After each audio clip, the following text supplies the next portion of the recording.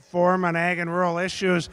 If I could have all the candidates, or at least somebody from their group, come forward here, we'll quickly go through a few ground rules, and then we'll have everybody seated and get started.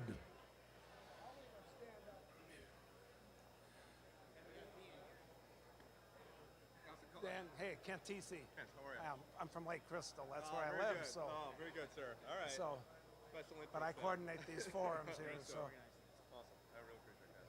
so, good. How's it going?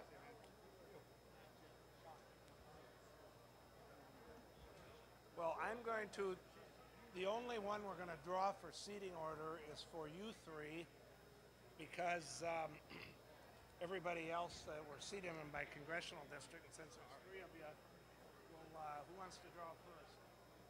Go ahead.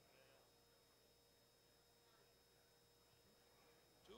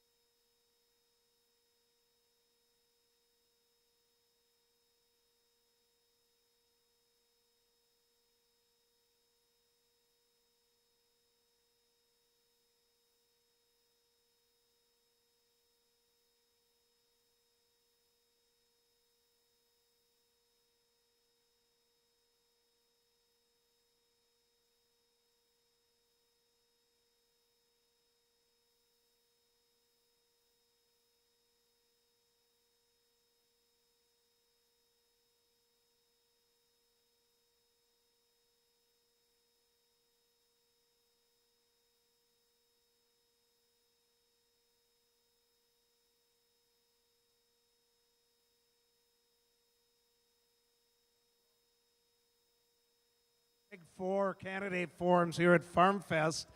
And as I mentioned this morning, Farmfest candidate forums on every even-numbered year got a long history going all the way back to 1990. And I'll never, none of these people I don't think were at that forum, but back in 1990, we were down at Austin, Minnesota, and we had a tornado warning and severe thunderstorm warning that about halfway through the forum knocked the power out, and that ended the forum. So I don't know if that was a sign the good Lord had heard enough comments or what, but that's how the forum ended that time. We're glad to have 8 candidates here from the congressional districts in Minnesota that represent I don't know what percent, but a large percentage of the agriculture industry and rural industry in the state of Minnesota. Our candidates we have here from the 7th District, Congressman Colin Peterson and his opponent, Republican Dave Hughes. From the 6th District, Congressman Tom Emmer and his opponent, Democratic candidate Ian Todd. We also have Democratic candidate Angie Craig from the 2nd District. And from the 1st District, we have 3 candidates, Republican Carla Nelson, Republican Jim Hagedorn, and Democrat Dan Feehan. Again, we ask that there will be time to clap and cheer them on at the end, but please respect the other candidates as they're giving their responses. Just a point, some people have asked how come Congressman Lewis isn't here from the 2nd District. We did reach out to him several times and invited him. He had a conflict and couldn't be here, so he was invited. We were not intentionally keeping him away from participating. So with that, I'd like to introduce what we did for this forum. We're trying something new. Instead of having a whole long panel and different people asking questions, we had various agriculture and commodity groups submit questions that were then kind of screened and put together. And we're going to ask 2 of our ag media folks to ask the questions. Asking the questions today for the 6th and 7th District will be Joe Gill, Farm Director at KASM Radio out of Albany. And asking the questions for the 1st and 2nd District, Jerry Grosskreitz, Farm Director, KDHL. And he's got a call coming in. So, so anyway, thank you to these 2 gentlemen. Let's get started with the forum. Joe, we'll go to you first. All right, good afternoon. We'll start with Congressman Colin Peterson this afternoon. Colin, first question. Congress has had very little input into the current trade issues affecting the U.S. What role do you think that Congress should have in trade negotiations, including the exercising of tariffs and trade sanctions against another country? Well, we've historically ceded the trade minutia, if you will, to the WTO people that go in there and negotiate through most, whatever they call it. They give the authority to this group of experts. That's worked out fairly well, but with what's going on right now, we have an administration that has gone off unilaterally, opposite of our trade negotiators, and I'm concerned about what's happening here because I don't see the end game of this. I don't see how this is going to play out on a positive basis for agriculture. I think it may play out well for steel, it may play out well for manufacturing jobs, but we're the ones that are going to get hurt at the end. So I hope I'm wrong. But I, for one, has been watching this for a long time, don't see a positive outcome out of what's being done right now. Mr. Dave Hughes, you're up next. Good question, Joe. Congress should have a central role in trade negotiations and trade policy, but let me start by saying that I'm very confident that the current tariff situation that President Trump is leading is a short-term leverage that's going to yield very good long-term results. I've been asking farmers all over western Minnesota their opinion on this, expecting a lot of doom and gloom, but they're all very confident. They stop me halfway through the conversation and they say, look, we understand, we get it. We understand what President Trump is doing. And I am confident that he knows what he's doing. And so I support the current measures with the tariffs. That said, Congress should have a larger role and a central role and a constitutional role. And there's a larger project going on in Washington to bring more power back to Congress, because for 100 years they've been delegating it to the executive branch, and so I support both. But let me just say and make clear that I am super confident and supportive of President Trump's measures right now, and I am very confident they're going to yield positive net gains in the long run for both agriculture and the greater economy of America. Thank you, Mr. Hughes. Congressman Tom Emmer. Joe, if the way it sits right now, the Constitution says it is the executive that negotiates these agreements. But that doesn't mean that Congress doesn't have a role to play. If there are tariffs that need to be set, if there are issues like that, they should come through Congress. The current situation, actually, I'm a little bit more hopeful. I think we should all be extremely concerned. What they're doing is they're trying to right the ship. You've got others who have had fair and full access to this great economy, to the consumers of the United States of America for years. We have not, especially the great producers in this room, have not had the same fair and full access to other markets, and that's what they're trying to correct. And frankly, it's a good goal. The question is, can they get this done efficiently and quickly? This cannot continue on. They got Korea done. They should have had Canada and Mexico done in May. They're telling us they're going to have that done this fall, and they're going to have an agreement done with China, hopefully by the end of the year. All right, thank you, Mr. Emmer. Mr. Ian Todd. I personally have no confidence that the current administration knows what they're doing with these tariffs. A catchphrase of Donald Trump's is, "We'll see what happens." And right now, I believe he's going to see what happens to your livelihood. And that is an unacceptable place for us to be placed into. What I believe that Congress needs to do is reflect on whether or not we should allow the president to continue to be able to put these tariffs down under the guise of national security, because that's what he's using, and quite frankly, I do not believe that this is a national security concern. This is a concern about economics, and it's a concern about our farmers' livelihoods. All right, thank you, Mr. Ian Todd. Jerry? Thank you. We'll start with Ms. Craig. Do you support President Trump's trade policy with China and the position he has taken with the NAFTA trade agreement? And please explain your reasoning. So I grew up in farm country, and my grandfather farmed beans and rice. He lost his job as a farm foreman in the 1980s farm crisis, and my family lost its way of life. So this is something that I understand completely. You've faced 5 years of low commodities pricing in this country, and to add a trade war on top of that, I just don't think is the right way to go. I don't think you can negotiate trade on Twitter. I think the World Trade Organization and what Colin talked about is the right way to go. And with respect to just uncertainty in the marketplace, I worked in business for over 20 years. And our company sold in about 100 different countries. So I understand we have got to have these strong, fair trade agreements. China is an offender, so we need to go after China. But honestly, I think through the WTO was probably the better route. Thank you, Ms. Craig. Ms. Nelson. Thank you. It's great to be here. Carla Nelson, state senator. You know, I also grew up in ag country. Both my husband Terry and I did. And you know what? We did live through that farm crisis in the 80s as well. And we saw what it did to our neighbors and our friends and Main Street businesses. And we saw what it did to their financial health, even their emotional and mental health. So I watched this very carefully.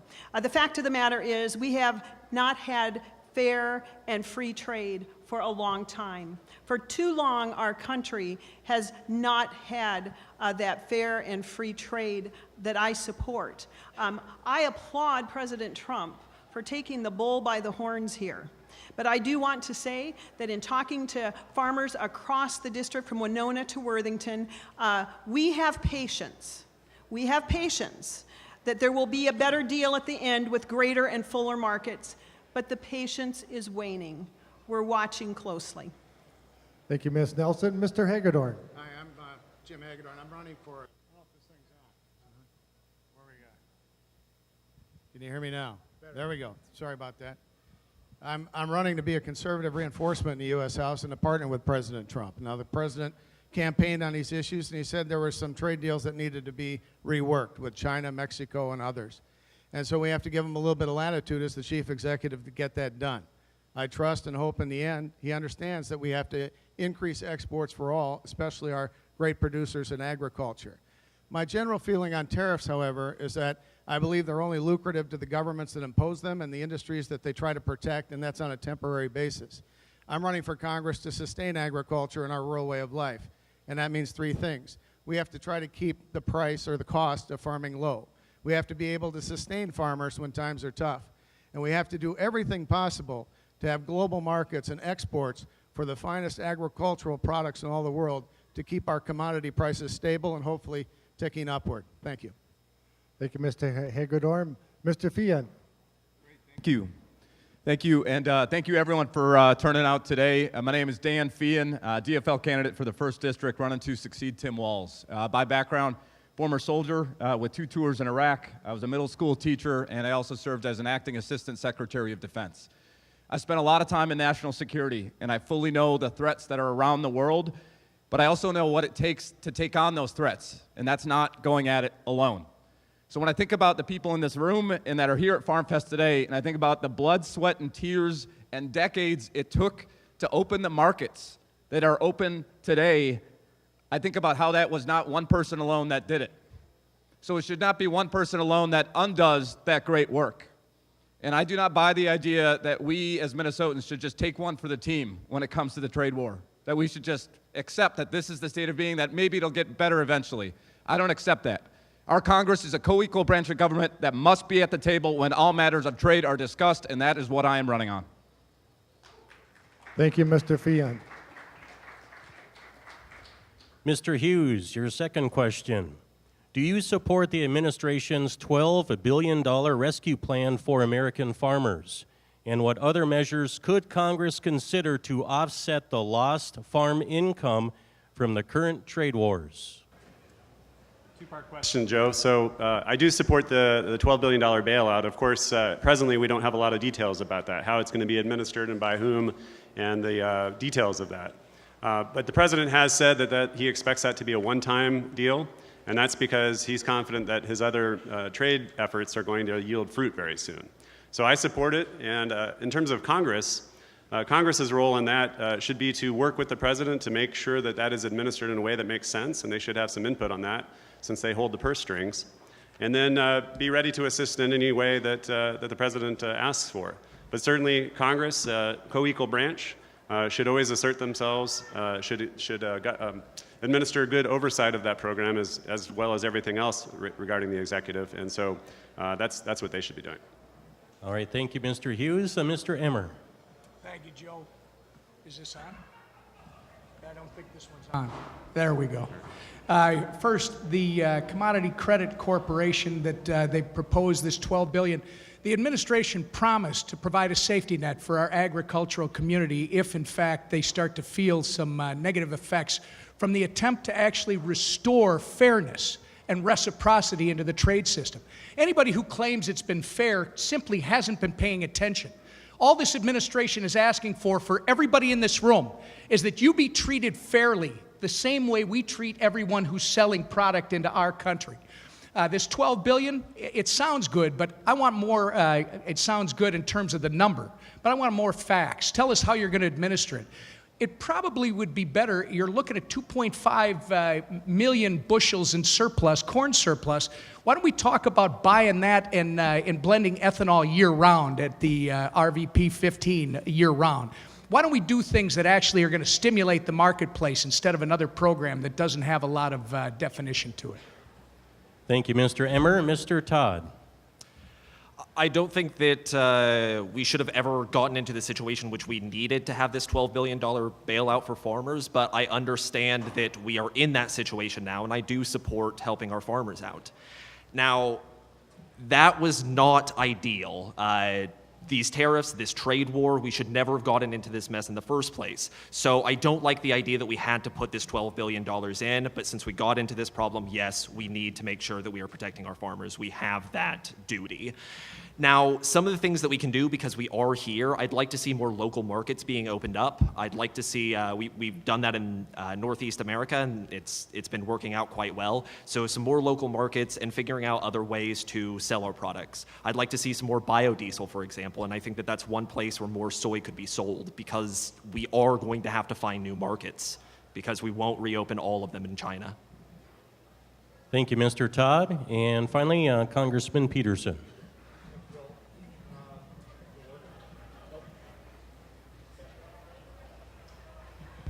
There we go.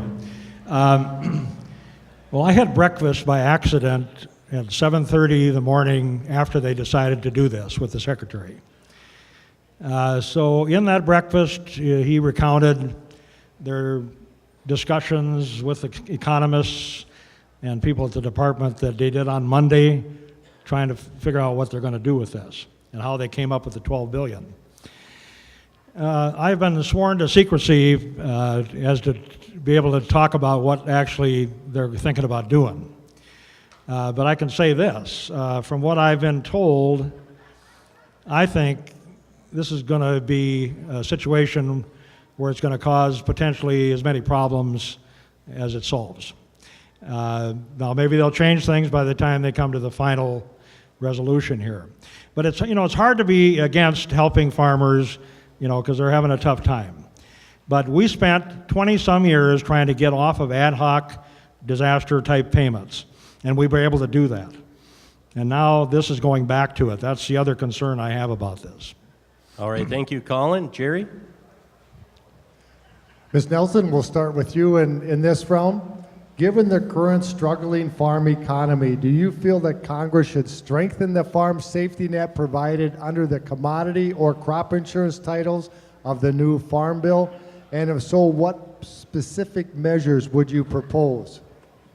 Thank you. I am very glad to see that the House of Representatives did pass that Farm Bill. Let me just say I'm disappointed that not a single Democrat voted for that. Usually, my time in the Senate, certainly serving on the Agriculture Committee, agriculture is a very bipartisan issue, and that's what it should be. I do support strengthening our Farm Bill. Particularly, the additions that were added last year are being tweaked so that there is more fair recognition on how to determine those payments based on a county-by-county level. I think that is a plus. I also believe that food security is national security. Food security is national security. And we need a strong farm bill. Our farmers have been struggling, our agriculture community, for 5 years with things like weather and increased input costs, lower commodity costs. I am calling upon the conference committee to get its work done, get this farm bill passed. Thank you, Ms. Nelson. Mr. Hagedorn. Well, I'm always for the programs and whatever mechanisms are needed in order to sustain agriculture to make sure that our farmers, particularly our smaller producers, are able to stay in business through tough times, usually through no fault of their own. Now, I think I'm the only one on the panel here who actually was born in the district I'm trying to represent, and I grew up on a grain and livestock farm in Truman. My father, grandfather, and great-grandfather were all southern Minnesota farmers. And what I learned from agriculture in a small town and the way those communities thrive is that if the ag economy is in trouble, the communities are in trouble. And when smaller farmers have to sell out, typically they sell out to bigger operators. Bigger operators are not necessarily bad people. But what that means is fewer people working the land, fewer people holding the land, fewer people living in our rural communities, fewer people going to our rural schools, fewer people shopping on Main Street. And I'm going to do everything as a member of Congress, hopefully serving on the Agriculture Committee, to make sure that our small communities remain as vibrant as possible. Thank you, Mr. Hagedorn. Mr. Fian. Great, thank you. First and foremost, I think it's important to be on the Ag Committee. If you want to have an impact on the Farm Bill, on strengthening our farmers and their safety nets that are there, you have to be where that is happening. And I think the example that Congressman Peterson has had over the years on how that Farm Bill gets created, the bipartisan process from start to finish that he has led it with, is the model to follow. Because let's not lose sight. I know we got asked about the $12 billion over there. I'm not satisfied that idea that $12 billion even makes us whole. And I'm more worried than anything that it will bleed over into the year after that, into the year after that. So when we're talking about strengthening our safety nets, it's not just for the here and now, it's how are we going to regain the market share that we're losing right now? Where are we going to be investing in foreign markets to be able to recoup that? How are we thinking about the local markets that we could have an impact right now, whether through co-ops or otherwise, so that whether you're a small farmer or large, you can sell right here in the United States? That takes bipartisan thinking, and that takes a process that engages from start to finish with the other side. Thank you, Mr. Fian. Ms. Craig. I agree. We've got to get back to working together on a bipartisan basis around all issues in this country, and particularly around ag. I was incredibly disappointed with the House bill, Farm Bill this cycle, and honestly, we've got to get back to working together. I think that Farm Bill in Conference Committee, we've got to have a strong safety net for our farmers. The Conservation Stewardship Program is something that I'm particularly focused on, as the House bill eliminated it. And I'm very, very concerned about not having a strong energy title. I hope the Conference Committee adds that back. I know a lot of you want to see and need to see a vaccine bank. That to me is an insurance policy. What would happen to our markets around the world if we have any sort of disease in this country would just be devastating. And so I want to see that. In addition to, we need markets, not bailout. We need trade, not bailout. And that's what I'll be fighting for as a member. Thank you, Ms. Craig. Mr. Emmer, we'll start with you. Question number 3 here this afternoon. There are vast differences in the House and the Senate versions of the new Farm Bill with respect to the SNAP program requirements under the Food and Nutrition title. Which approach do you support and why? I support the House version, and I don't think the versions are that different. There are some minor differences. I mean, our bill has the work requirements for food stamp assistant, now known as SNAP benefits. The Senate bill, I think the most significant change is they have legalized hemp or whatever it is in their bill. The work requirements, Joe, I think are a good thing. Right now, the states get around this process they get waivers. All we're asking, and I think most Americans, regardless of their political persuasion, would agree that able-bodied working-aged adults are not who this program was intended for. All this does, it says age 18 to 59 without a current disability that would prevent you from working or would give you a challenge, without a dependent child. Able-bodied working-aged adults age 18 to 59 should at least be looking for work or applying or getting retraining or doing something 20 hours a week to qualify for the program. I think that's a good thing, and I think it should be supported by Republicans, Democrats, and others. Thank you, Mr. Emmer. Mr. Todd.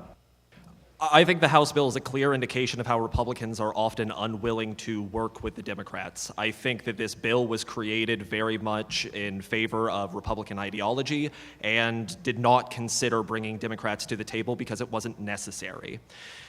I like the Senate bill quite a bit more. I think that there's a lot of problems in both, but I don't quite understand why Mr. Emmer thinks that legalizing hemp is a laughable idea. Most of the farmers just want some more options, and that is a wonderful new option. It's a good cash crop. It was supported by Mitch McConnell, so this is something that actually does have bipartisan support.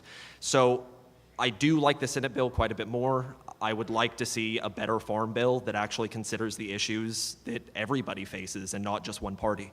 Thank you. Thank you, Mr. Todd. Mr. Peterson.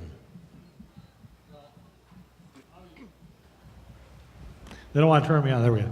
Obviously, I don't support the House position, mainly because we had 23 hearings on SNAP during the run-up, and not one single hearing did they tell us that we should do work requirements beyond what we currently have.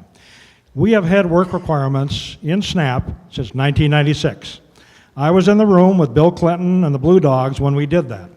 So we've had work requirements since 96. Have they worked? No. You know why? Because we have waivers. Was a waiver taken away in the House bill? No. So that's why I had a problem with this bill. Why are we going to double down on something that doesn't work? You know, so they're going to take and add people 50 to 60 to a system that currently doesn't work. I'm happy to work with them on the things that are actually problems, but not on some fictitious thing that people come up with. In terms of the Senate bill, I'm closer to that, but that's not perfect either. So I would like to work with a solution that's bipartisan that both bodies can come together on. That's what I'm trying to do. All right, thank you, Mr. Peterson. Mr. Hughes. The provision in the Senate bill for the hemp, I support that. I like industrial hemp. But the version I prefer is the House version. As Congressman Emmer alluded to, the proposal is a very modest proposal. 18 to 59 is not extreme. That's all that the Republicans were proposing. And yet Congressman Peterson here walked away from the Farm Bill for 7 weeks. He said he's happy to work with them, happy to do something better, but you don't do that if you walk away from the process and abandon the people of Western Minnesota for 7 weeks. He complains about these waivers that the governors are allowed to do that weakens the work requirement. He didn't offer an amendment to get rid of those waivers. I'm here to tell you that if I'm elected as your U.S. representative for Western Minnesota, I will never walk away from the Farm Bill, as this gentleman did. I will never stop working until that final bill comes up. And if there's a problem, I will propose a fix to it, which Congressman Peterson did not do in this case. Thank you, Mr. Hughes. Jerry? Mr. Hagedorn, we'll start with you in this round. Many times livestock producers are largely overlooked during the Farm Bill process. If you are elected to Congress, are there any specific provisions that you would push for in the future farm bills to assist livestock producers? Well, in general, the livestock producers that I meet just want the government to leave them alone. They usually say that's the best thing for them. But what's been going on in this country dating back especially to the last administration is that we've had a war on agriculture. And much of that war on agriculture by the Democrat Party has been directed at livestock producers who they view as big polluters.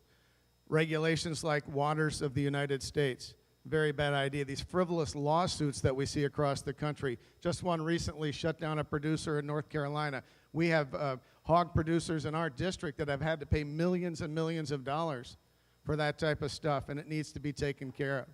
One of the solutions that I support and I would vote for in Congress is the REINS Act, and I appreciate the fact that Congressman Emmers voted for this over the years. The House and the Senate, not the regulatory bureaucrats, should be in charge of major regulations that hit agriculture and the rest of us. You should have to affirm that in the House and the Senate. I support the REINS Act. I suspect that my Democrat opponent doesn't. Thank you, Mr. Hagedorn. Mr. Fian. Look, all form of agriculture is about mitigating risk, and it is important to make sure we were talking about risk when it comes to livestock as well as our commodity, soy and corn. And for me, what I think about from my conversations I've had in particular with the pork producers is mitigating the risk of disease. In my time in national security, I fought against the Ebola virus and made sure it didn't come onto American shores. That was one of the biggest tasks I had while I was in the Pentagon. That risk is real. The risk of disease being able to spread all over not just our country, but around the world just like that. And when it comes to livestock, when it comes to our pork in particular, we are at great risk if we are not preparing for that. If we are not making sure that there's a bank of vaccines available to make sure that we can stem the tide of disease when it starts, not just react to it as we have traditionally done when it comes to disease. So that's one way I am already listening to our livestock producers and will continue to listen if elected. Thank you, Mr. Fian. Ms. Craig. So this is a particular issue that I know we just talked about today to a number of livestock producers. And again, having that strong vaccine bank in the final conference committee farm bill is critically important. It's an insurance policy against things that could go wrong. And you know, if something goes wrong, I think there's about $150 million is what we're talking about in the farm bill. If something goes wrong, it's going to cost this nation billions in exports. The first and best thing we can do for livestock producers is build strong export markets, and that's why I beat on trade here today, is because we need marketing dollars in the Farm Bill, we need vaccine bank in the Farm Bill, and we need a trade policy that is actually going to open up new markets. So that's what I'll be fighting for. Thank you, Ms. Craig. Finally, Ms. Nelson. Thank you very much. We need every sector of our agriculture economy to be strong. We are agriculture here in the 1st District. That's who we are. A livestock industry, just like I fought for in the Minnesota Senate, we need to do the same in Congress. That includes regulations. Our farmers are overregulated. We need to get government out and let our farmers farm. I supported in the Minnesota Senate making sure that our farmers were not overburdened by needless regulation that did not have a scientific basis and did not have a cost-benefit analysis. If we want to include all of our farmers and let them farm and do their agricultural business, we need to tame government. And that means that we need to have right-size regulations. I wear it as a badge of honor that the one piece that Governor vetoed in the bonding bill was my piece about right-sized regulations. Thank you, Ms. Nelson. Mr. Todd, we'll begin with you on this question. Are you in support increasing the CRP acreage cap as well as decreasing the annual payment rates on CRP acres? And would you support allowing limited grazing on CRP land? I would support limited grazing, but that certainly needs to be controlled to a certain amount. We can't just allow full grazing rights. We saw the fight that ended up happening. We actually had domestic terrorism related to these issues. So we certainly have to strike a middle ground here. For a long time, families did use these lands to graze, so I can completely understand that shutting that down has been harsh for some of our ranchers in this country, but we can't simply allow this to happen, and we certainly can't allow terrorist acts to happen because of this. Thank you, Mr. Todd. Mr. Peterson. Well, the language that's in the House bill is my language that raises the CRP cap to 29 million acres. It also cuts the payments so they cannot exceed 80% of the rental value in that county. And the purpose of that is we've not been able to solve that problem with regulation. This is a market-based solution. I don't think anybody will put good farmland into CRP if they only get 80%. So I think it's a way to deal with that. The other issue we've had is we're paying for most of the seeding and establishment of the cover. And we've gotten off on these crazy mixtures that cost $600 an acre. So one of the ways to solve that is market-based, to say we're only going to pay 25%, and the farmer's going to pay the rest, and I'll guarantee you they are not going to pay $600 an acre to establish the CRP. So we're trying to bring some market-based solutions. I'd like to see the cap go up. It'll help prices, it'll help pheasants and ducks, and it'll help conservation. Thank you, Mr. Peterson. Mr. Hughes. I do not support increasing the acreage. I think the federal government should limit its role in this area and allow the states and the local governments to figure that out. So I do not support increasing the acreage. On decreased payments to the farmers, I agree that we should decrease it. One of the big picture things as we look at agriculture and the greater economy of the United States is that the biggest challenge facing the nation are our growing annual budget deficits and our growing national debt. That is the biggest challenge facing the nation, and so anything that we can do that's smart but saves the taxpayer dollars, I am in support of. Finally, on allowing grazing, I'm all for that. That'll help out the ranchers, and if we do it right, if we manage it correctly with stewardship, we won't harm the land, and everybody should be happy. All right, thank you, Mr. Hughes. Mr. Emmer. Thanks, Joe. I think at this time in our history, we've come to this place not overnight in terms of our agricultural community. We got to remember that in Minnesota, the two primary drivers of this state's private economy are agriculture and manufacturing. And for far too many in this state, about the 3 million that hover around the Twin Cities, they forget that agriculture is that important. So when you talk about where we're at, for instance, with CRP, it's easy to say that's not the way we would have done it way back when. I do support increasing it. Frankly, I support the language that's in it. I don't agree that this is reducing the reimbursement. I think it's trying to put it back where it was intended in the first place. It's not supposed to be prime ag land that goes in this CRP program. It's supposed to be land that has challenges. I think this is a good solution. I actually think it should be higher. I don't know that the resources are there. And I would favor the grazing as well. Thank you, Mr. Emmer. Jerry? Mr. Feehan, your turn to go first. As a member of Congress, what types of policies would you support to promote new trade opportunities for U.S. agricultural products? Absolutely. So again, we've discussed this, and we should keep discussing this. What is the role of Congress when it comes to trade?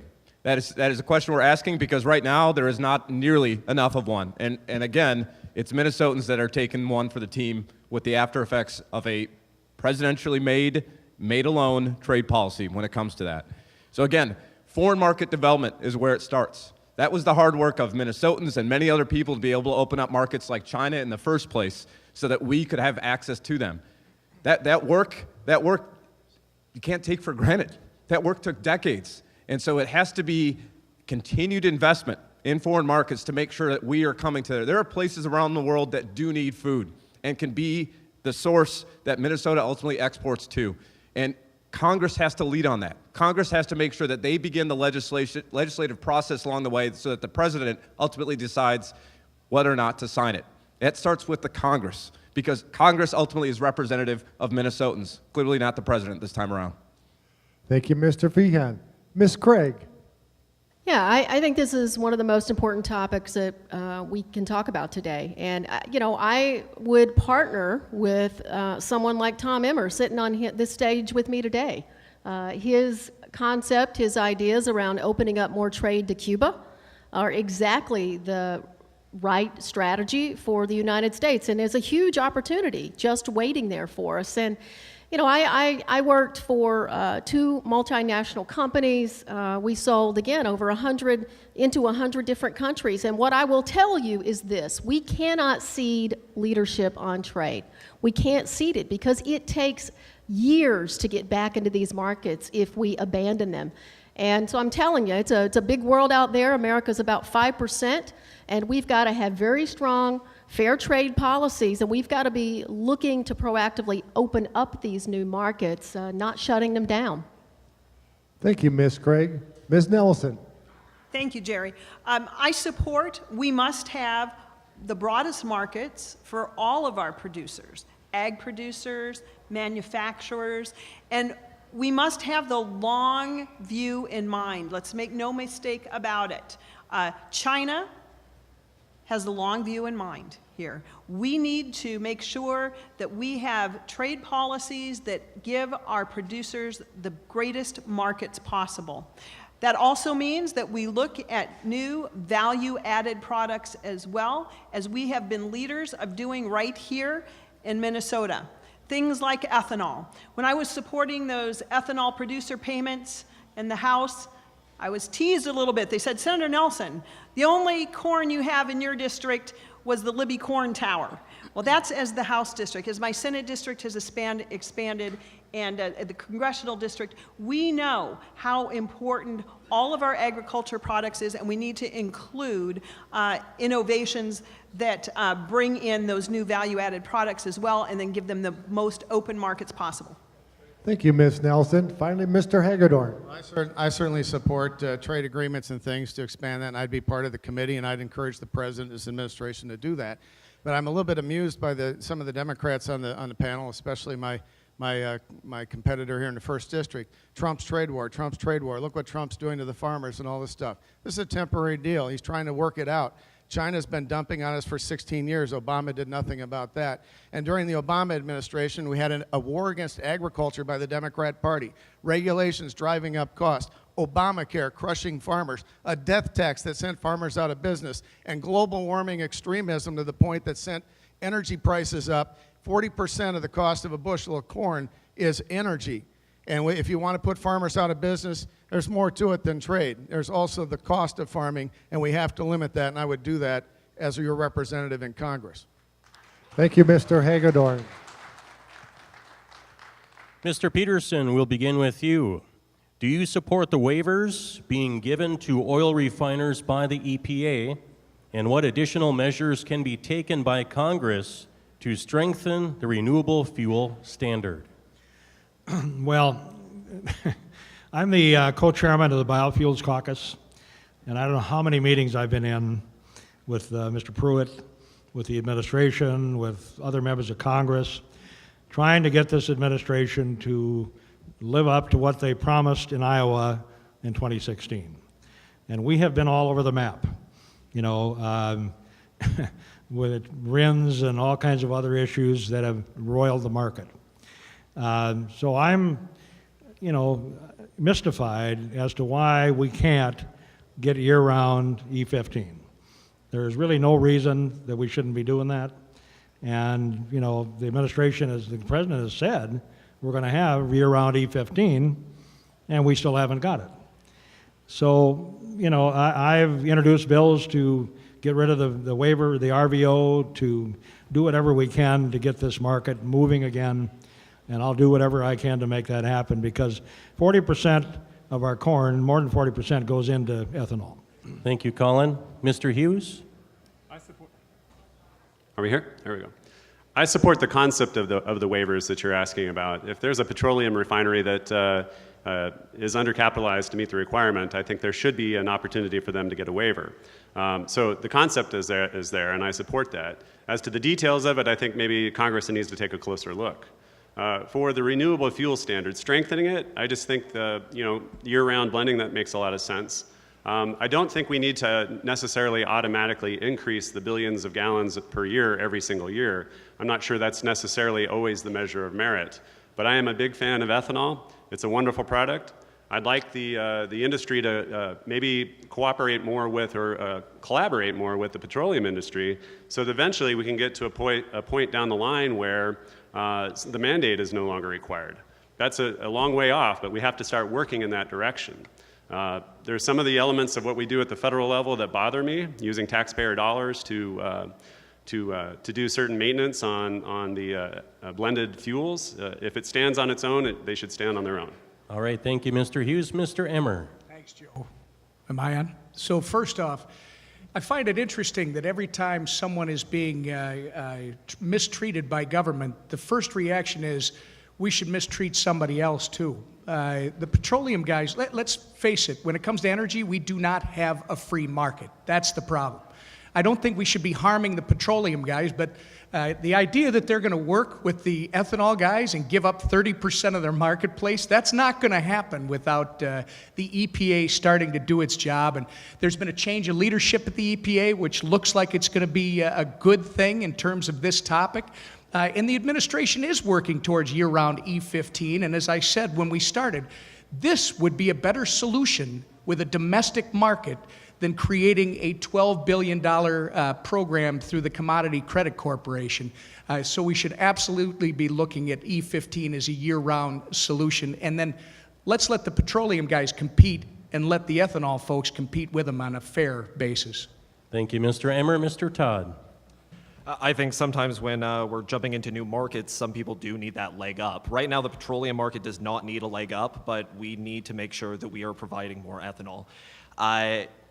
It's an incredibly useful product for us to have, and when we're considering opening up new markets, well, 50% is produced by soy, so we should certainly be looking at that, and I don't think that we should do anything to attack that system. Instead, we should be expanding. Thank you, Mr. Todd. Jerry? Ms. Craig, your turn to go first again. What role do you think Congress should play in setting renewable fuel standards and in legislating the use of renewable fuels? Well, this is an incredibly important topic, and the growth in jobs, the growth is coming from the renewable energy sector. So the market, in a way, it's just taking care of itself at this point. And so, related to the waivers, what we're doing, I think, is propping up 20th century industries and technology. I support an all of the above energy strategy. I think we're going to continue to have a mix of energy sources in this country, from oil to natural gas to renewables to wind, solar, and I think we should. But the growth is going to come in the renewable energy sector, and so from a policy-making perspective, we've got to look to the future, those 21st century industries and technologies, because I can assure you that China and India are. And if we don't get out ahead of this soon and stop propping up industries that don't need it, we're going to have a problem. Thank you, Ms. Craig. Ms. Nelson. Thank you. Thank you, Jerry. Regarding energy, first of all, and more broadly, number one, it must be affordable and it must be reliable. Two key elements.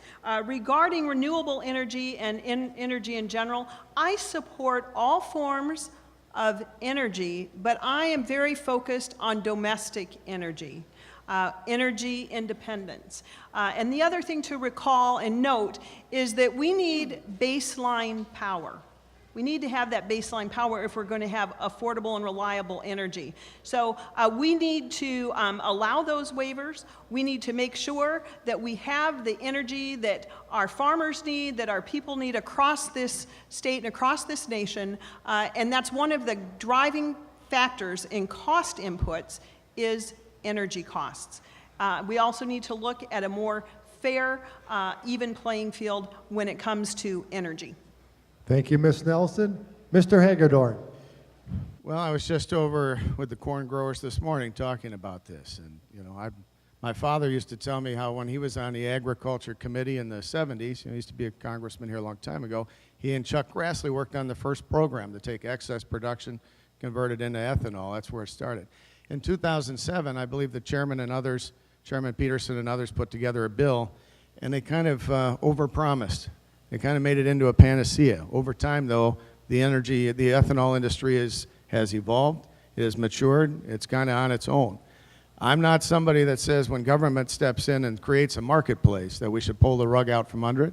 I am for expanded use of the renewable fuel standard. I don't believe right now the EPA is serving the interest of farmers in this district correctly. That's the way they set it up in 2007. If the Congress brings it back, I'm open to that, or I'm open to any types of structures to make sure that we have consistent policies that are going to help all aspects of agriculture, rural America, and our energy policy. Thank you, Mr. Hagedorn. Finally, Mr. Fian. Thanks.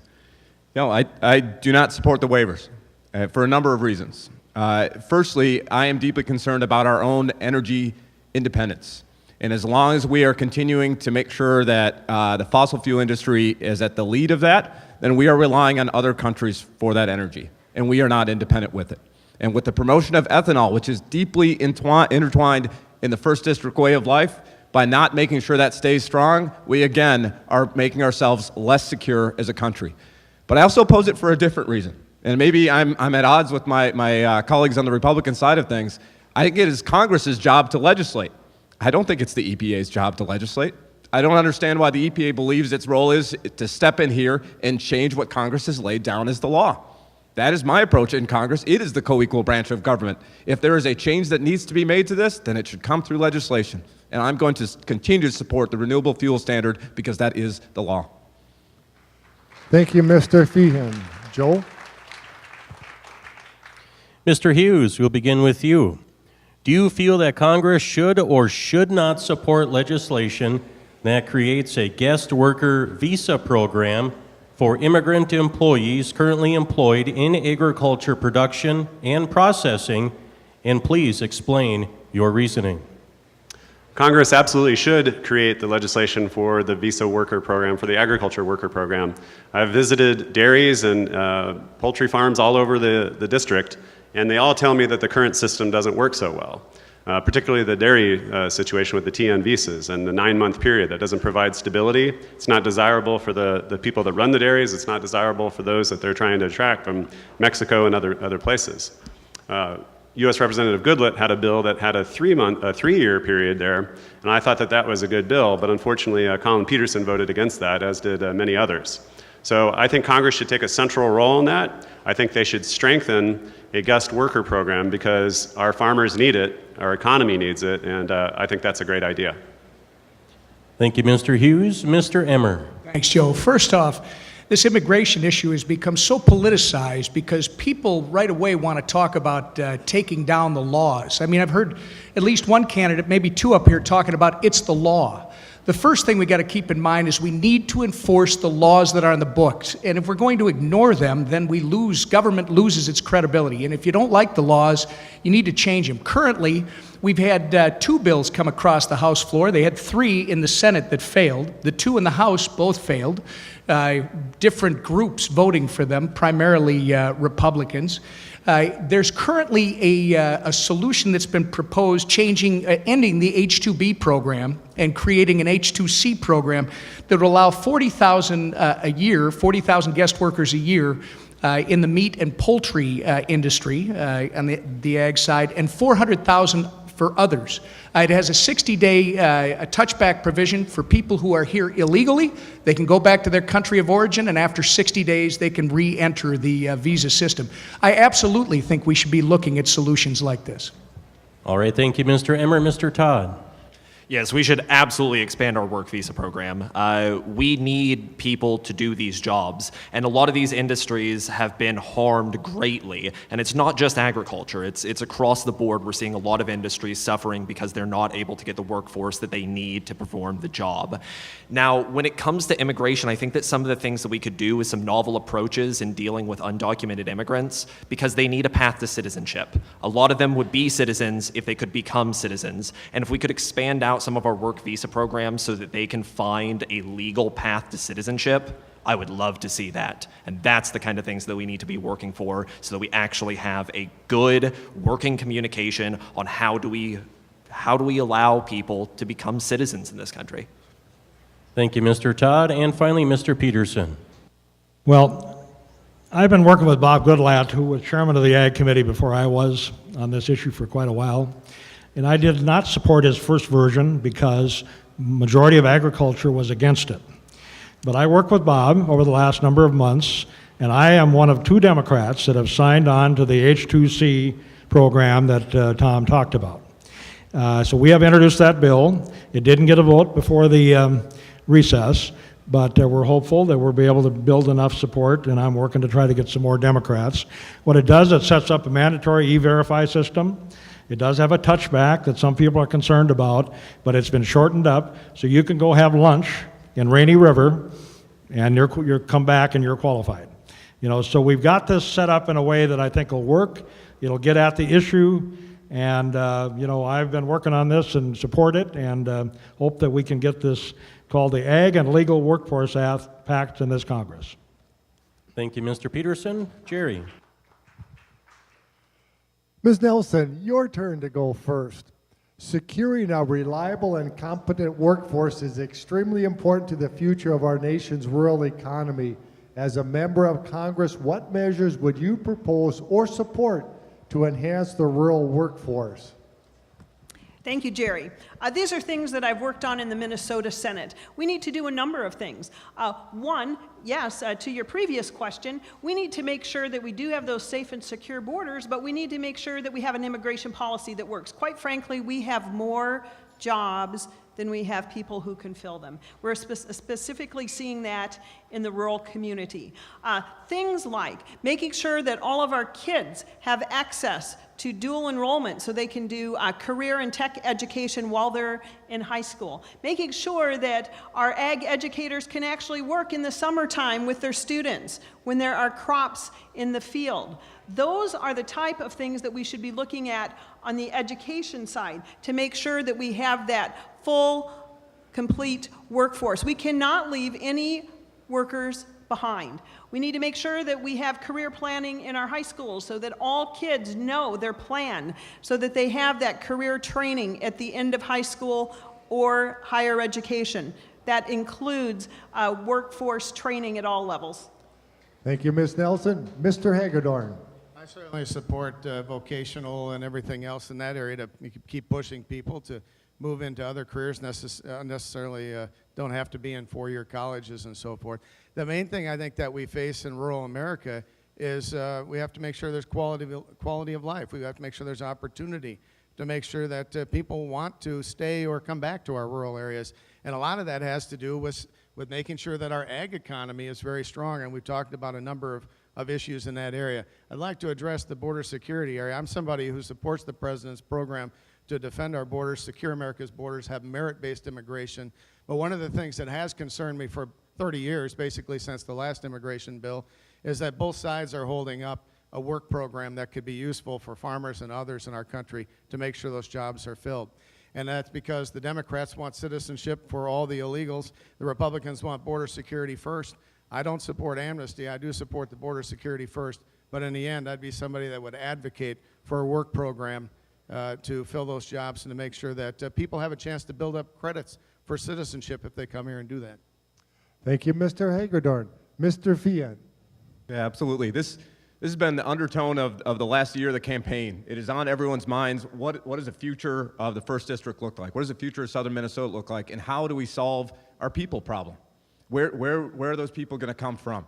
And we start with the idea of immigration. I've spoken to many people I know that are here in this room today who what they bring up to me is the idea of comprehensive immigration reform. They don't bring a wall up to me. They don't bring up the idea of border security. And when they do, I get to talk about my role in the Pentagon, about the real national security threats that are all the way around the world that we have to be preparing for. And when we don't talk about them, that means we're wasting energy on something else. And I'm also a middle school teacher. And when you're not asking your 5th and 6th graders what they want to do when they grow up, no one else is asking them. And we have to be taking advantage of that at the same time. We have to be asking our veterans, what do they want to do when they get out? Because there's incredible opportunities in agriculture. And lastly, young people. We have to remove the barriers to entry into farming so that young people can take advantage of it like generations have before them. Thank you, Mr. Fian. Finally, Ms. Craig.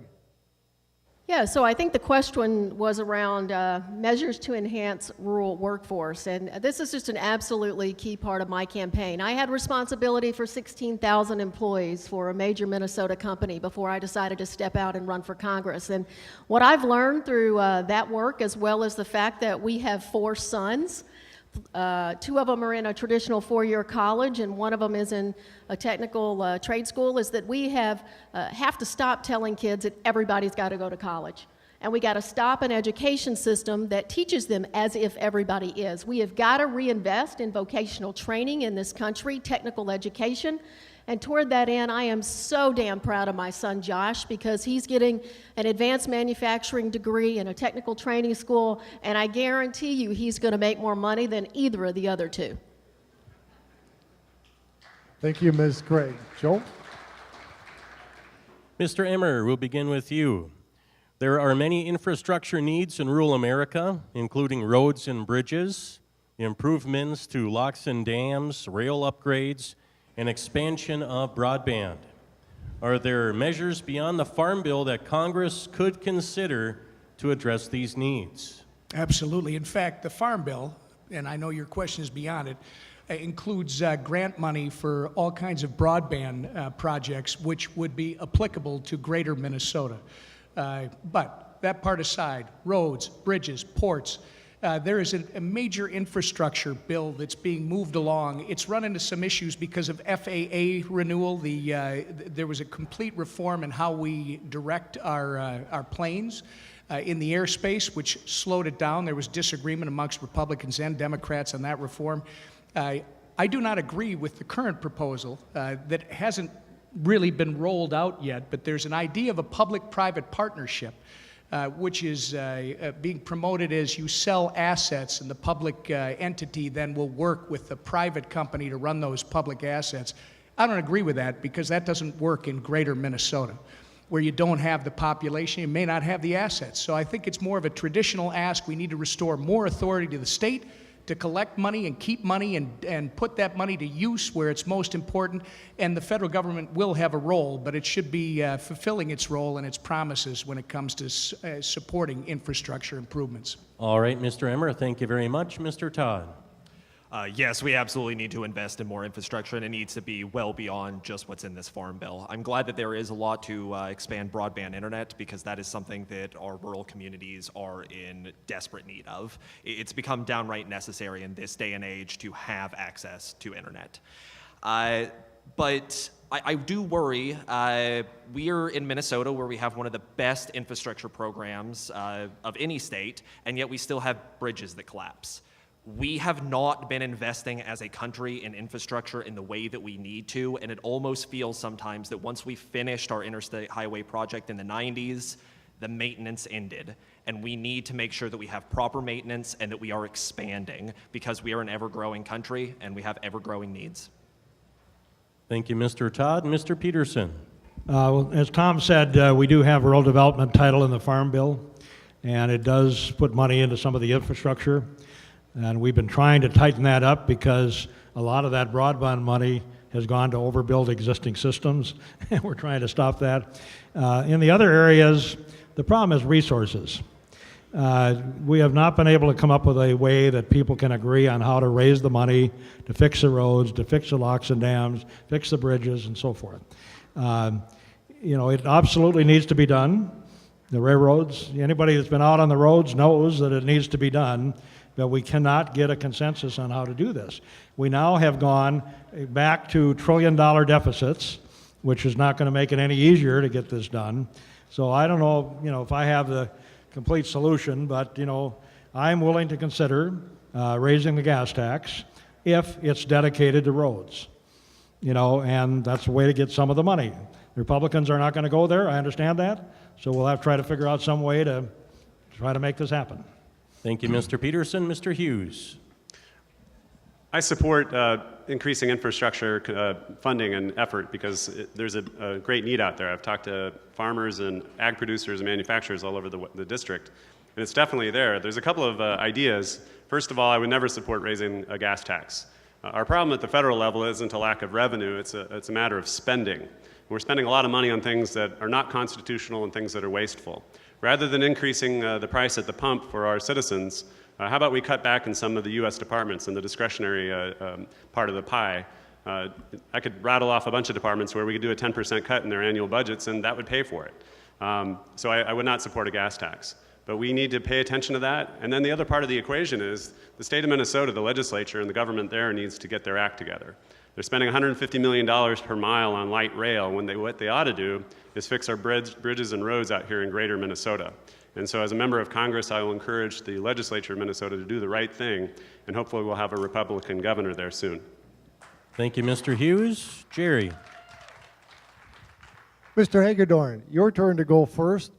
As a member of Congress, would you support enhancing federal spending to support food and agricultural research and extension programs at land-grant universities? And please explain your reasoning. Is it on? There we go. I missed it. Land grant, I'm sorry. Pension and what? Land-grant universities. Oh, I'd have to study that and see where we are at the point. I really don't know I can't give you an answer. I'll be honest with you. It's not going to give you an answer today. But I do support the system and all the contributions that have been put into this point. I don't know the particular proposal on the table. I apologize. Thank you, Mr. Hagedorn. Mr. Fian. Yes, absolutely. We are where we're at today because of the great amount of research and investment we've put into our universities. And when farmers learn from each other and learn from universities, we make each other better at it. And there's two things I'm thinking about right now, the reason to keep doing that just so much. Right now, we talk about climate change. We talk about what's not normal. We talk about a late harvest last year. Let's talk about a late plant. Let's talk about around this area an incredible amount of rain over the last couple of months, things that aren't normal. It is a research that's going to better prepare us to make our crops more resilient in the first place. It is a research that will make us able to withstand that abnormality continuing. But secondly, in the larger challenge, we as a world will soon have 10 billion people we are expected to feed with less land and less water. Again, it is research that will help our world be able to feed itself. And that research should be led by Minnesotans, and it should be led by Minnesotan farmers. Thank you, Mr. Fian. Ms. Craig. This is one reason why Minnesota enjoys such a high quality of life. It's because we have invested in research at the University of Minnesota and elsewhere throughout the history of Minnesota. And I come from an industry that benefited from that in medical technology, healthcare, manufacturing. I see the same opportunity here with agriculture. Is we have an enormous renewable energy economy that's growing, and I would like to see further investment at the research level to make sure that we take full advantage of that and don't let any other country beat us. And so I would be a strong supporter. Thank you, Ms. Craig. Finally, Ms. Nelson. Thank you, Jerry. I believe the question had something to do with our land-grant universities. Do you want to repeat that? Yes, as a member of Congress, would you support enhancing federal spending to support food and agriculture research and extension programs at land-grant universities? Thank you very much. Well, full disclosure, I used to serve on the University of Minnesota Extension Citizens Advisory Committee. So I know very well the importance of our agriculture industry. And I supported in the Minnesota legislature making sure that that extension funding was protected so that it was not used by other aspects of the university. I'm a big fan of research. We are counting on research to change our lives and our world, and we're seeing that in spades. Just an example, on the agriculture side, we've seen grapes develop that now allow wineries in Minnesota. We've seen barley, new strains of barley that allow for a second crop. And we've seen apples that are specific to Minnesota. But I would make sure that those universities are more accountable in how they spend all their dollars. And I'd rather have it focused more on the ag community. Thank you, Ms. Nelson. Joe? Mr. Todd, most experts agree that we need to enhance technical education efforts in rural areas of the U.S. What efforts could be taken by Congress to assist these efforts at both the high school and post-secondary level? Well, I think first things first, we need to deal with the absurd price of tuition. That's one of the biggest hurdles that we deal with when we're talking about education of any type. But we also need to make sure that we're adding new programs. Kids need to learn more about agriculture because right now we don't have a lot of things that really teach them in high schools, especially in the cities. There's a lot of just missing classes. It would be really nice if we had that. But technical training in general is incredibly important, especially here in Minnesota. The trades are alive and well. And moreover than that, the trades are something that will be one of the last things to become automated. It is an incredibly important skill, and we need more professionals in the technical trades. So some of the things that we can do is we can put more federal money. We can actually move around a little bit of federal money and make sure that there's more going into students who are choosing the trades because there's certainly not enough. We need to nudge them into it. Thank you, Mr. Todd. Mr. Peterson.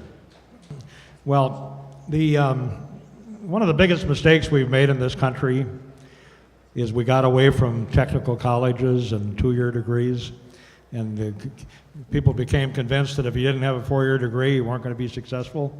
That was a huge mistake. The biggest issue I have in my district, by far, the number one thing I hear about every place I go, is how do we find workers to fill the jobs that we have? And what are those jobs? They're manufacturing jobs, they're technical jobs in agriculture, whether it's computers for, whatever it is. Those jobs are available. Some of those trainings is 1 year, and you can have a $70,000 a year job. And for a lot of kids, that's the way to go. So you just go look at Hutchinson, Alexandria, other places where they put these academies in the high schools. We're heading in the right direction. They're working with businesses, with the vocational schools, within the high school to get these kids to look at these opportunities they have in agriculture, in manufacturing, in rural America, and that's what we need to do. Thank you, Mr. Peterson. Mr. Hughes. I'm a huge fan of the trades. They're incredibly important, and unfortunately the political elite in the Democratic Party for far too long under the President Obama administration and before that promulgated this idea to the American culture that you have to get a four-year degree. I'm happy to hear Congressman Peterson support otherwise, but I think his party still is erring on that side. So I want to tell you all that I'm a huge supporter of the trades, and we need to spend more money on that. That said, education is so very important that I think the federal government should have no role in it. The Department of Education should be abolished, and that was the standard platform of the Republican Party for 30 years until very recently. But I still support it, and it's still part of the Minnesota Republican Party. Until that day when we can get rid of the federal department and leave it entirely to the states and the people who know much better how to educate their people than anybody in Washington, D.C. can, until that day comes, I simply say that the Congress should direct the funds to the Department of Education to focus more on that, because that is certainly more valuable than Elizabethan poetry underwater basket weaving. So we've got to move towards that. Mr. Hughes, thank you. Mr. Emmer. Well, Joe, we got to remember there are good people who work in education, great professionals, but I think the question started off with the premise that government should be doing something. How about government just get out of the way? I absolutely agree that local decision making is where education is best served, and the federal government should get out of that business and allow the states and local communities to handle it. That being said, if the government will get rid of some of these rules, these inane rules at the federal and state level that would allow apprenticeships for young kids to actually get into a work environment and understand what it is that the job provides, and maybe they're going to find a great opportunity early, and we can develop the next generation of laborers and workers. The other thing is, look around at what we're doing in this state. This is a state of innovation. Howard Lake has a farm-to-table program. Kimball has a trade program, whether it's carpentry, metals, etc. Rockford High School has a CNC program. They're getting it. Now we just have to get the folks that are part of this big conglomerate called education whatever to understand there's a place for everybody, a four-year school, a professional school, and the trades, and many other opportunities in agriculture. Thank you, Mr. Emmer. Jerry?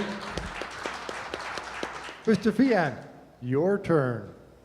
Alternative non-milk dairy products and lab-developed protein or fake meat products are being more rapidly developed as consumer products. What role, if any, should Congress play in providing oversight on labeling and inspection of these products by the USDA or the FDA?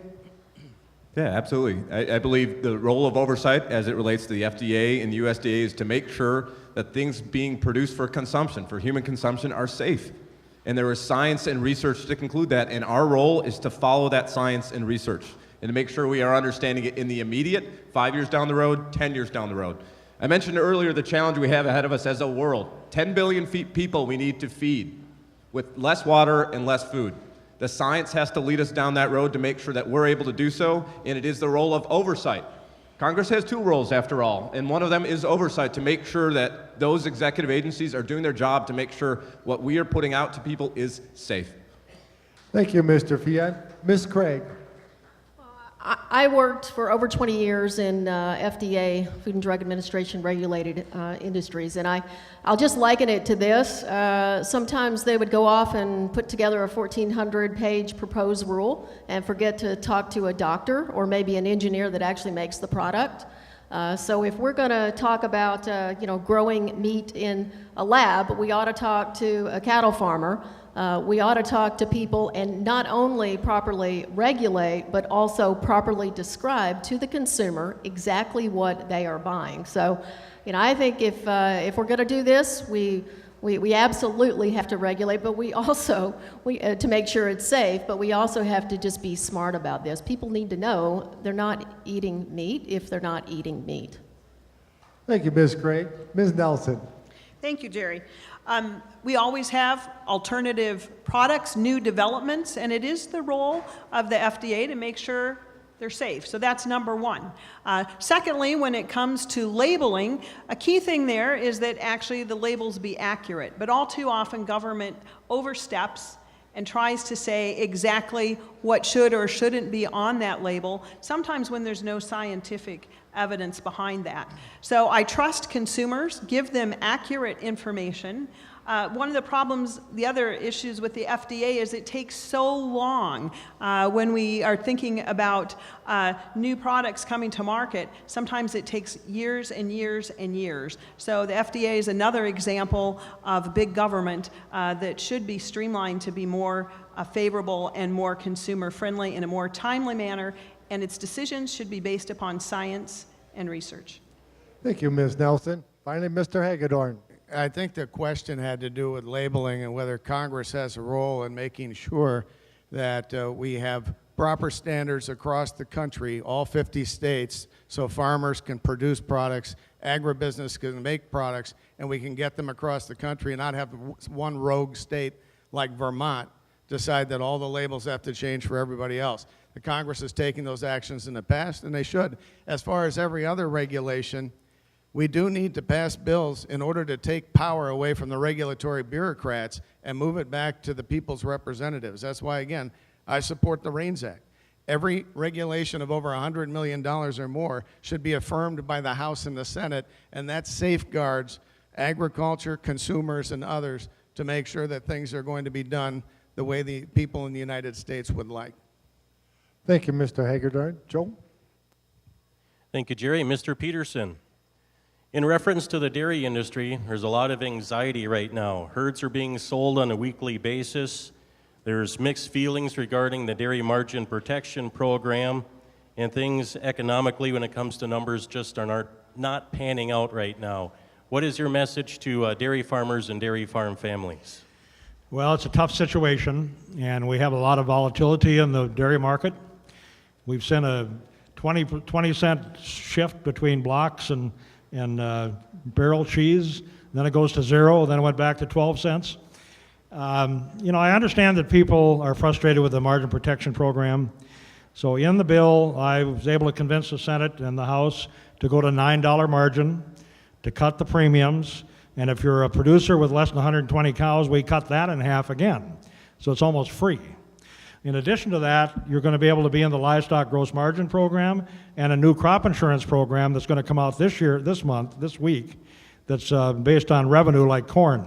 So you'll be able to choose between 3 products. You won't be able to use the same milk, but you'll be able to have different parts of your milk production in the different products.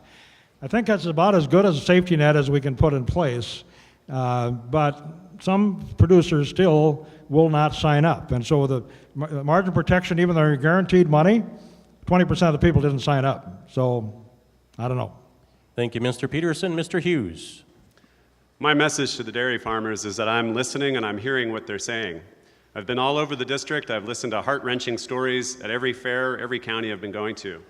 In the past, I've heard some politicians say that they've got dairy fixed, and I say that to the dairy farmers, and they look at me in astonishment. So I'm listening. I'm hearing what they're saying. I think the key to the fixing the dairy is some of what Colin just talked about, but also we've got to expand foreign markets.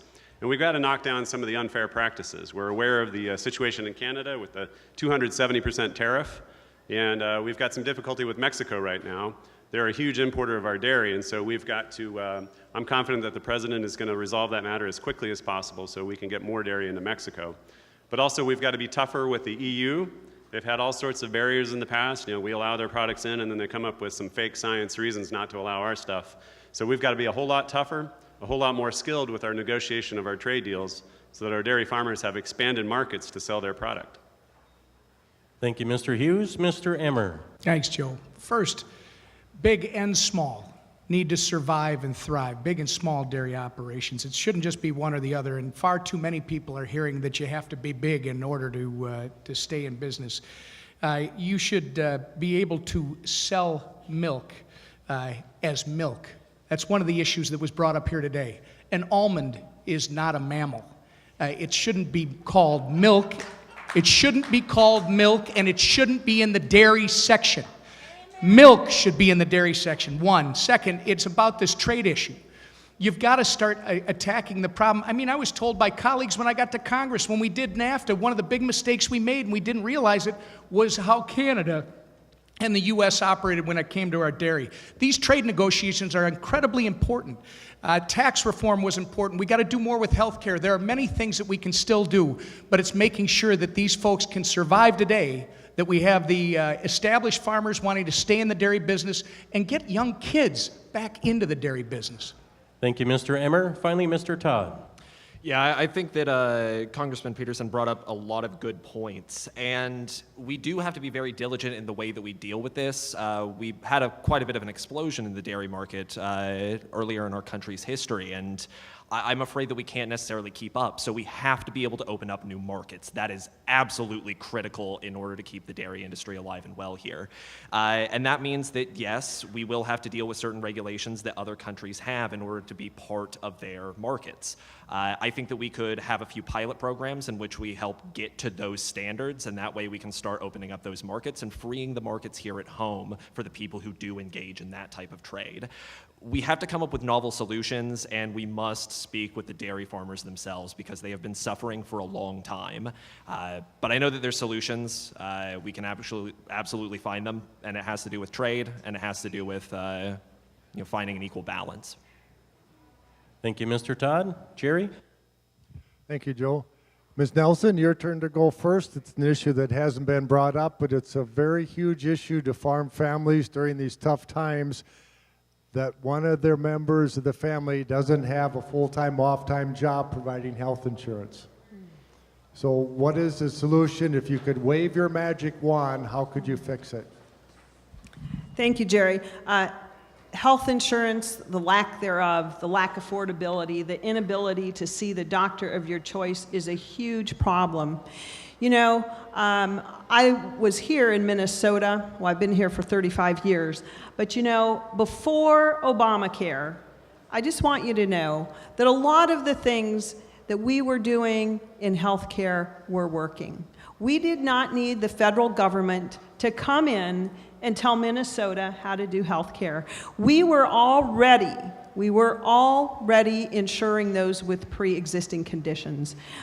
My time in the Senate, I have worked to open up markets to allow more health insurance providers to come into our state. We're one of the only states that does not allow all providers in. I have worked to open up buying insurance across lines. It was right here in Minnesota where I worked and championed allowing ag co-ops, so you could buy insurance and share that risk in broader pools. I wrote to the Trump administration encouraging them to do so as well in that transition team. I'll continue to work on those things. Thank you, Ms. Nelson. Mr. Hagedorn. We were here 2 years ago, and I was sitting next to Congressman Walz, and I told him at that time, I said to all of you, Obamacare is the biggest issue in agriculture. Some people laughed, and then 6 months later, the head of the American Farm Bureau said the same thing to Congress. It was the worst vote Walz ever cast. It's driven premiums up for small businesses and farmers. They're paying $10,000, $20,000, $30,000 with deductibles so high, the underlying insurance is virtually worthless. Obviously, we need competition across state lines. Obviously, we need shopping for routine care. Obviously, we need catastrophic coverage. And obviously, we also need people to be able to pool small businesses and farmers, which President Trump has been working on, and to have a separate pool for people with pre-existing conditions so they can get care. What's the Democrat answer? More government, socialized medicine, universal health care. If you don't think that it is expensive now, wait until it's free for everybody. Thank you, Mr. Hagedorn. Mr. Fian. Absolutely. This issue is number one issue I've heard across the district, and the first district, is the idea that health care is too expensive, there are not enough options, and it's not accessible enough. An issue that we didn't cover with this question, but you have to think about too, just how far you have to go to simply just get to the doctor. And when I think about the choices in front of you, either get on an individual market that hasn't been kind to farmers, don't have health care at all, or have that spouse go in and work and destroy the idea of the family farm. None of those options are acceptable to me.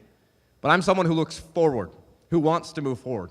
And the idea of creating more options or having more options to drive prices down is looking at things like 40 Square and cooperatives that are out there. But it's also talking about a public option. It's also talking about lowering the age of Medicare so you're not just sitting there waiting and hoping you get to 65 till you actually deal with your health problems. And there's a cost savings in all of that, because at the end of the day, if our farmers, if our ag economy is not in a place that they can go to the doctor when they need to go to the doctor, that's unacceptable. The health of our economy, the health of our people here rely on it. And I'm someone that's going to be moving forward to make sure we have more options that are affordable for everyone. Thank you, Mr. Fian. Ms. Craig. So, until I was 18 years old, I lived in a mobile home park. And for most of my childhood, we didn't have access to health insurance. So I'm telling you, I know better than most. If you can't afford it, it's not available to you.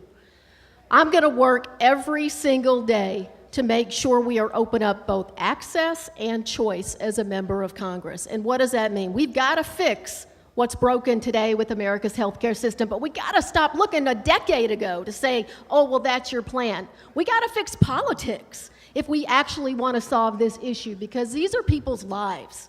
And it is way too important to play politics with people's lives. On a policy level, I think there are many things we could do to stabilize our current healthcare system, but I think we need to offer you more choice and competition. Let's open up Medicare for a buy-in. It's your choice.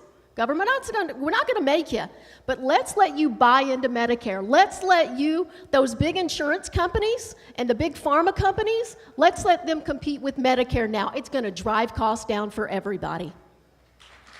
Thank you, Ms. Craig. Joe?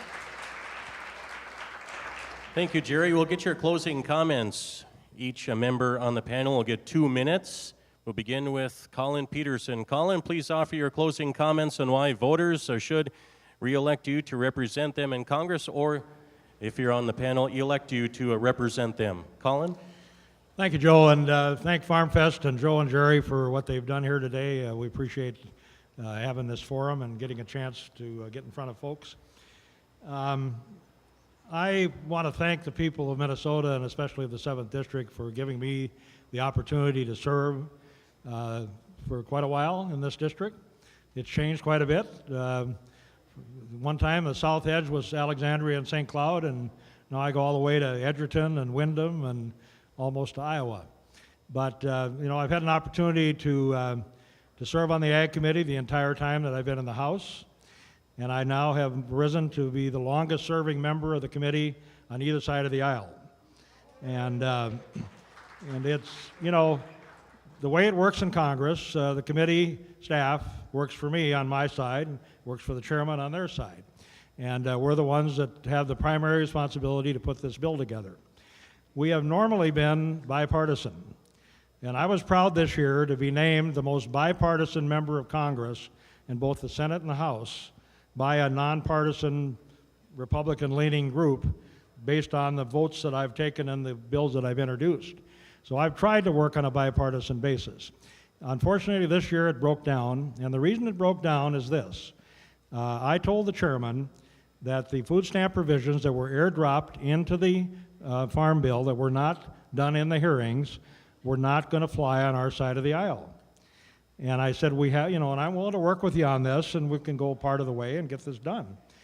His response was, this is non-negotiable. And that's where this thing broke down. He said, I can't talk to you about that. That's off the table. I said, well, why? I said, well, I can't talk to you about that either. That's what broke down the process in the House. Now, we went through the final phase, and now we're in the conference committee. I, for one, am forgetting all of that. We're going back to the table, but at the end of the day, these provisions that are in the House bill are not going to end up in the Farm Bill at the end of the day, and that's what I told the chairman in the first place. All right, thank you, Mr. Peterson. Mr. Hughes. Thank you, Joe. My name is Dave Hughes. I am the Republican Party endorsed candidate for U.S. House of Representatives. I served on active duty in the U.S. Air Force for 21 years. I'm a retired major, Iraq war vet, and a combat veteran. I'm happy to be here today because I understand how very critical agriculture is in western Minnesota. I'm running for Congress to partner with President Trump to make our lives better, to accomplish his America First agenda. My opponent, Colin Peterson, has no interest in partnering with the president. He's demonstrated that recently. He voted against the tax bill last fall, which did a number of great things. We've seen how it's stimulated the economy, it's producing jobs, it's rising wages, and among other things, it gave a break to the estate tax so that you can keep your farms and pass it on to your family. I want to know why Colin Peterson's not interested in that. He's more important in siding with his caucus than helping out the farmers of western Minnesota. He also voted against the Farm Bill and all this stuff about, I didn't walk away. He did walk away. For 7 weeks, he wouldn't speak to the chairman. I said it earlier, but I tell you now, I promise I will never walk away. If I'm ever in the minority in the Agriculture Committee, I will continue to work with the majority all the way up to the day that it's voted on. I ask for your vote, ladies and gentlemen. Western Minnesota is in a strange situation. We've got 22 state representatives, 20 of them are Republicans. We've got 11 state senators, 10 of them are Republicans. So it's a very red district, and we've got the president at the top, and between we've got this Democrat, Colin Peterson. He has no working collaborative relationship at all with the state representatives, nor does he have one with the president. If you vote for me, I will work up and down the chain. I have a two-way communication with all the state reps. I've been talking to all them and all the senators, but I welcome their input. I will go to them and say, hey, what do you need in your district? And they will come to me as well. Unfortunately, when they've asked Colin Peterson in the past, he's been unresponsive. And so I hope you'll vote for me. I hope you'll support me, because this is a very red district, and I think I would serve your needs so much better. Thank you very much. Thank you, Mr. Hughes. Mr. Emmer. Thank you, Joe. Thank all of you for being here today. I appreciate the opportunity as well to not only serve Minnesota, but to be here and have this great discussion. Please vote. Please vote a week from today in the primary, and please vote in November. I'm running for Congress in Minnesota's 6th Congressional District, and I would ask for your consideration in both elections next Tuesday and in November. Remember, elections have consequences. And beware of people who are running against things. You have to run for something. You have to be for something. Too many people today think elections are all about running against this person or that thing. What are you for? And I'm really proud of what we've accomplished in these short 2 years. We've got an administration who has eliminated crushing regulations to the tune of $4 to $5 billion. Many of those regulations which have been saddling people in this room. We're getting rid of the waters of the U.S., which was a foolish taking by the federal government. We've delayed application of certain EPA rules that are directly hindering our farming community's ability to produce at this incredible time in this country's history. We did historic tax reform. And I, for one, am tired of the misinformation and, quite frankly, the lies that go out about it was for the rich. If you're a couple newly married and you're earning $80,000 combined, you just took double the exemption, the standard exemption, $24,000 off the top. That's real money. This is for people on the bottom end and in the middle. It's for the middle class. We've got more jobs in this country today than we have people to fill them. We've got an economy that's now growing over 4%. Remember, a year before this administration came in, it was at 1.7%, and we were told, get used to it because it's the new normal. We've done some great things. I'm asking for your support because we want to continue what we've started. The future is very bright. Thank you. Thank you, Mr. Emmer. And finally, Mr. Todd. First off, thank you so much for coming, and thank you so much for having me. My name's Ian Todd, and I'm running for Congress in CD6, and I'm the DFL endorsed candidate. Now, I'm also a veteran of the Air Force. I served 6 years as an intelligence analyst, and that is the best paying job that I ever had. And I assure you, junior enlisted does not pay well. Not at all. I understand what it's like to actually be economically challenged. I grew up in poverty. My house leaked, and we were ever able to fix the roof. I get what it is like being an American, and right now, over half of Congress are millionaires. I don't think that they reflect our values, and I don't think that they understand our problems. And that's why we need people who understand what's going on, people who understand what's happening to the new generation, because the new generation has it even harder than the old generations had it. The new generation of farmers, we're worried about them. We're worried about their ability to find success right now. And that's what I'm fighting for. What I'm fighting for is to make us all do better, because we all do better when we all do better. And that is exactly what we have to fight for. And that's exactly why I'm here. One of the things that I didn't get to talk about today, and I really wanted to mention it because it is so near and dear to farmers and everybody in this country, is healthcare. We have to have a single-payer system, and that's one of the big things that I'm fighting for. If we do not have a system that actually helps people, then we are leaving people behind because they are too poor. Just like Angie said, when you don't have any money, you don't have a choice. And too many people are living in that today. I don't want that. So I want you this year to vote for something. Vote for yourselves. Thank you, Mr. Todd. Jerry? Ms. Craig, your turn, 2 minutes. Thank you so much. Well, I just want to tell you that it's been an honor to be here with you today. My grandfather was a farmer. I know that this is not a business. It is a way of life for folks here. And I understand that, I think, more than most candidates. You know, I've had to fight a little bit in my life over the years. I was raised by a single mom at a mobile home park. My grandmother moved 3 doors down in that park. She helped raise us. She got up every morning at 60 years old and started working again so my mom could go back to school. She dipped heels in glue in a shoe factory. This is the family that I come from, and I know that what we valued was hard work and showing up. And so I'm here today. I'm here today to tell you that I know these issues aren't easy, and they're complex, and they're interrelated.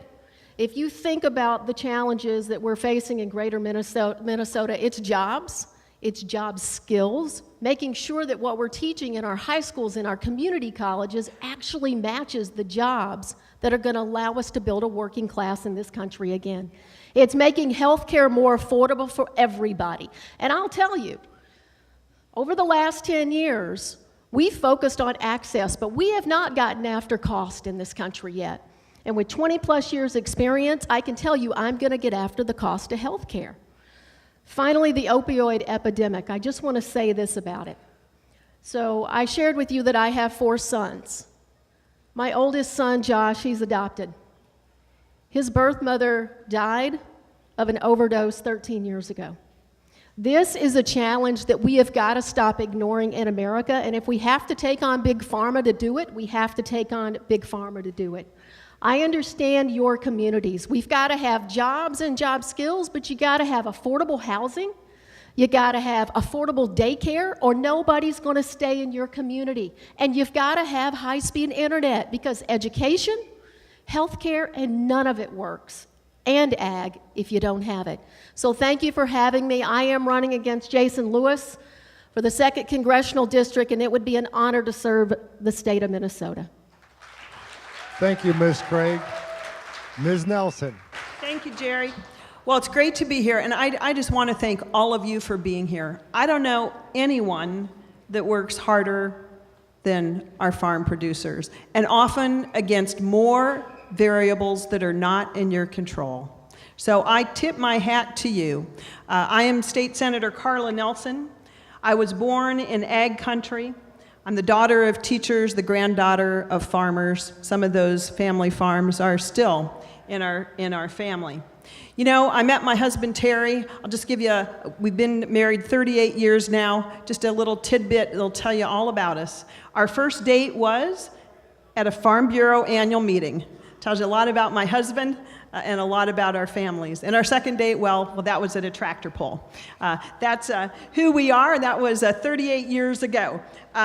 Terry and I have called Southern Minnesota home now for 35 years. We've raised 3 sons here. We started a small business, the American Dream. It's still surviving, thriving, doing well. I'm also a former teacher, having taught in both the elementary and secondary schools, and of course, working in our family business. I have represented the people of Southern Minnesota in the Minnesota State Legislature for 8 years, and now I'm running for Congress. I'm running for Congress because the stakes are great. They are too great for me to sit on the sidelines. I'm running because we need a proven conservative leader. Unlike my opponents, I'm the only proven conservative with a proven voting record in this race.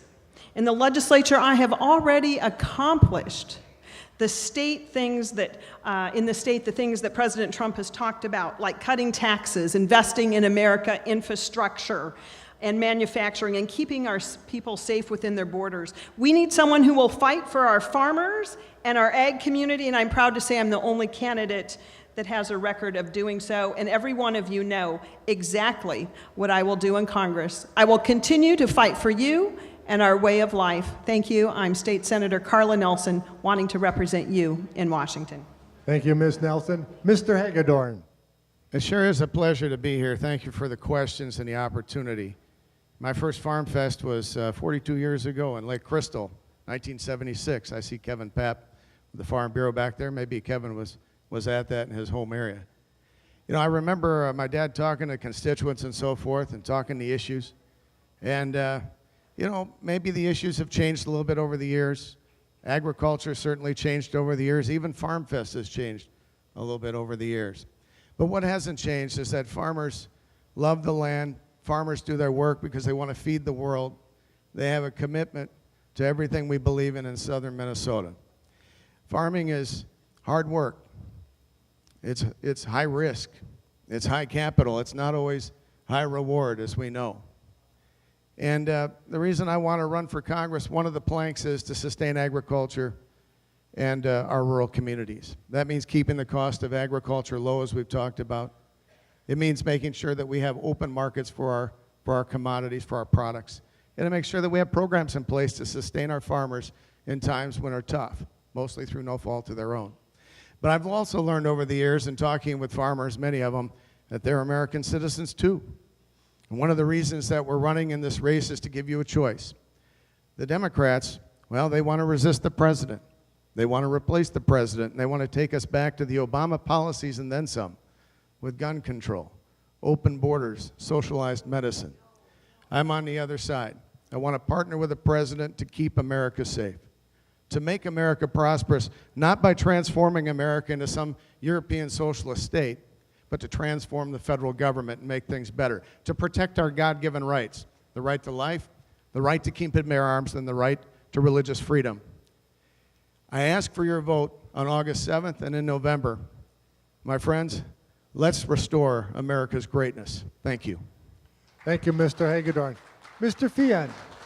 Thank you so much, and the honor of the last word. Thank you for putting this together. Thank you all for sitting through it. Your time is another precious resource, and it's a testament to your own patriotism that you're here today to hear from all of us.